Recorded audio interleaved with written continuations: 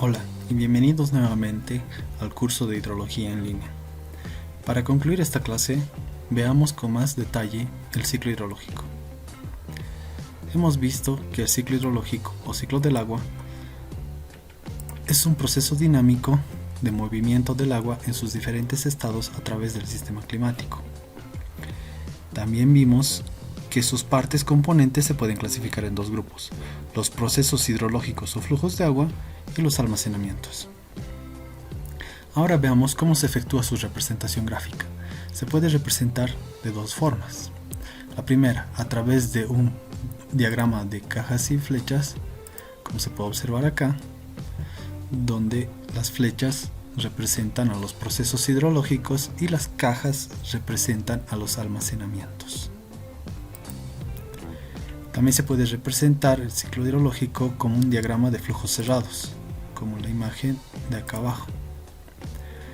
Y acá podemos ver que los flujos o procesos hidrológicos se representan a través de flechas y cumplen un ciclo. Y los almacenamientos no se los representa gráficamente, pero están implícitos dentro de la gráfica. En esta animación podemos ver cómo el ciclo hidrológico circula a través del sistema climático. Como pueden notar, es una animación de flujos cerrados. La circulación del agua se ve en sentido antihorario.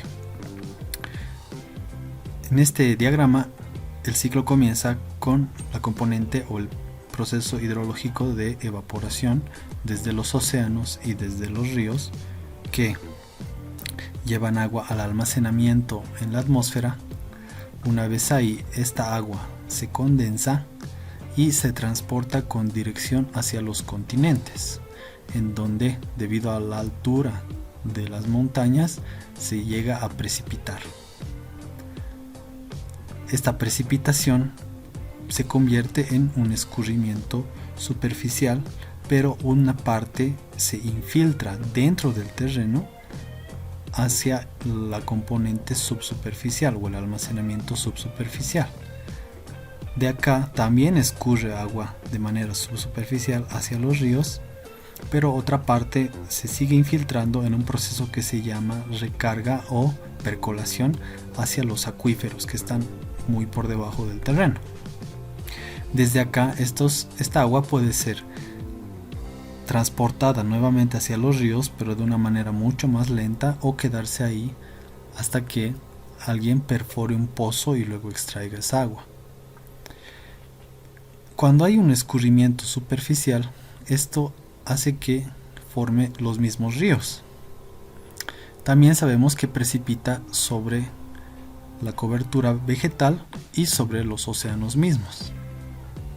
Pero es a partir de esta cobertura vegetal que se genera otro proceso hidrológico que se llama transpiración. Y muchas veces, para simplificar, en los estudios hidrológicos se toma como si fueran un solo proceso, la evaporación y la transpiración, en algo que se llama evapotranspiración. Acá vemos otra representación del ciclo hidrológico. Este fue extraído del curso de hidrología de Javier Sánchez San Román de la Universidad de Salamanca, en donde podemos ver que también es un diagrama de flujos cerrados donde las flechas representan a los procesos hidrológicos. Acá podemos destacar la presencia de esta línea que representa la superficie freática o el nivel de aguas freáticas, que nos sirve como una línea divisoria entre lo que se considera el almacenamiento subsuperficial y el almacenamiento subterráneo. Acá tenemos otra representación del ciclo hidrológico a través de un diagrama de flujo cerrado, pero extraído del libro de Aparicio Mijares. Acá también podemos ver el nivel de aguas freáticas, y acá se puede notar de manera más evidente que el nivel de aguas freáticas siempre coincide con el nivel de aguas del río o lagos. Entonces, si se dan cuenta, es como una superficie constante o una línea en donde cuando el terreno está por encima, el nivel está hacia abajo, y cuando el terreno está por debajo, el agua se puede ver, ¿no? Entonces es una combinación entre ambos. por último tenemos el diagrama de flujo cerrado, también extraído del Servicio Geológico de los Estados Unidos. Es un diagrama mucho más completo y más sofisticado, donde podemos ver procesos hidrológicos un poco más específicos, como ser la niebla, el rocío, los humedales, lagos salinos, corrientes oceánicas, etc. Ahora podemos empezar a ver las representaciones de flechas y cajas, donde, como les había comentado, los rectángulos representan a los almacenamientos y las flechas representan los procesos hidrológicos. Acá tenemos la leyenda de qué representa cada letra. Entonces, el primer proceso hidrológico que podemos ver acá es la precipitación, que parte del almacenamiento en la atmósfera, del agua atmosférica, hacia la superficie, pero también puede precipitarse hacia el almacenaje en los ríos o hacia el almacenaje en el océano. Y de acá mismo se puede evaporar. Entonces acá hay otro proceso hidrológico, que es la evaporación, que también se puede evaporar agua de los ríos y también de los océanos. Esta agua que está en la superficie puede infiltrarse dentro del suelo hacia el almacenamiento subsuperficial.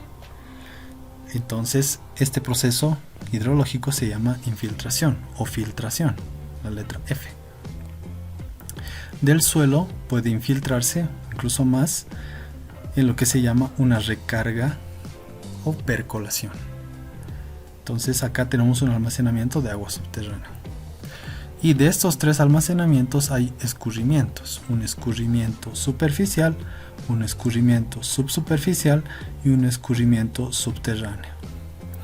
Y todos estos llegan a los ríos para ser almacenados y luego transportados a través de la descarga de los ríos a los océanos y concluir con el ciclo.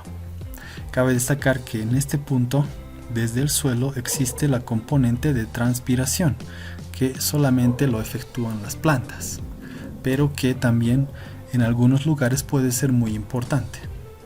A mi parecer, este es el diagrama más simple y mejor esquematizado para estudiar el ciclo hidrológico. Este diagrama es el que maneja el Dr. Salas, el docente de la cátedra de la materia. Así que vamos a trabajar con este mismo diagrama. Es un diagrama de cajas y flechas adoptado para el análisis o balance hídrico de cuencas hidrográficas. Es decir, ya es un diagrama mucho más específico. Este diagrama es el mismo de Máximo Villón, con algunas modificaciones importantes. Por ejemplo, se incorpora el almacenamiento por intercepción, que corresponde a todo el agua que almacenan los árboles y plantas. De este almacenamiento, el agua escurre hacia el almacenamiento superficial a través de goteo o escurrimiento sobre el tronco. También se incorpora los flujos de entrada y salida desde y hacia otras cuencas, representadas por estas siglas: AOC o adición de otras cuencas y SHOC, salida hacia otras cuencas. Por último, al escurrimiento subterráneo se le llama escurrimiento base, y a la conjunción o suma de todos estos escurrimientos, el escurrimiento superficial, escurrimiento subsuperficial y escurrimiento base, se le denomina escurrimiento total y se lo representa con la letra Q. Este diagrama tiene una particularidad. Si hacemos un acercamiento, podemos evidenciar que la componente de precipitación acá en la derecha superior y la componente de evaporación y evapotranspiración acá en la parte superior izquierda están representados como cajas y no como flechas, pero sabemos que los procesos hidrológicos se representan como flechas en este tipo de diagramas. Entonces la aclaración es la siguiente: el docente ha preferido representar tanto a la precipitación, a la evaporación y evapotranspiración y el escurrimiento total como cajas, para resaltar su importancia en el análisis de balances hídricos que hacemos los ingenieros civiles. ¿Por qué? Porque es en base a estos tres que se efectúan la mayoría de los balances hídricos. Tengan en cuenta esto para que haya una coherencia con lo que se vio en el aula con el doctor y la bibliografía de la materia. Hasta ahora hemos hablado de procesos hidrológicos o flujos de agua dentro del ciclo hidrológico, pero debemos hacer una diferenciación entre lo que son los procesos hidrológicos y variables hidrológicas. Como hemos visto, se tienen las partes componentes del ciclo hidrológico que son procesos específicamente y almacenamientos. Entonces, tenemos los procesos hidrológicos y las variables hidrológicas. ¿Cuál es su diferencia? El proceso hidrológico es un proceso natural, es decir, ocurre de manera natural en la Tierra. Nadie forza o no tiene intervención del ser humano. Pero cuando nosotros tomamos un proceso natural y lo representamos y le asignamos una variable física con unidades, nosotros convertimos a un proceso en una variable hidrológica.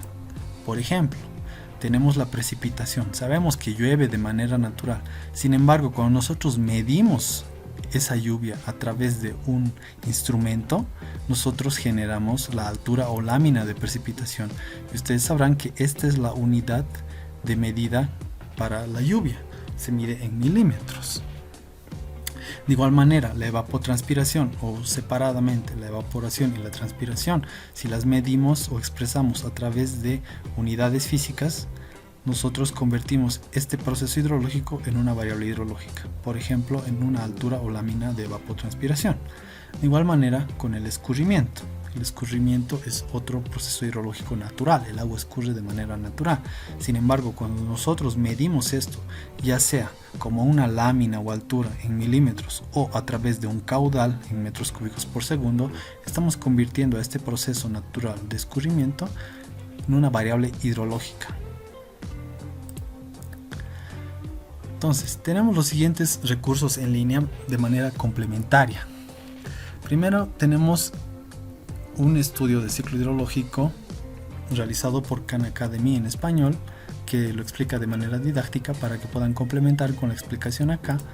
Y tenemos un ciclo hidrológico interactivo extraído de Edumedia, donde ustedes pueden ver de manera un poco más visual el ciclo hidrológico. Los links van a estar en la descripción del video. Muchas gracias.